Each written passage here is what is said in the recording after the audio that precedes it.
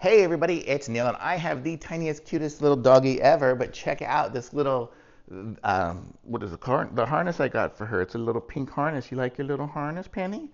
And look, so it's got the little harness there and it clips on. You got the little clip here to take it off, and then it also Velcros on there. But let's show you guys it. Here, let me clip it on. Hard to do one-handed, but you see it, and it's got two little loops here. And so I can use those and connect it up onto the leash. It came with the leash as well. So here we go, see? And now she's ready to go for a walk. It looks like it's about a 6-foot leash. So she is all ready to go. So we are gonna go hit the road. Let's go, girl. Yeah, look at that.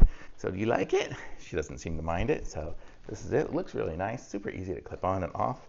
And you just kind of clip it and pull off the Velcro, and then it comes right off. So super easy to use.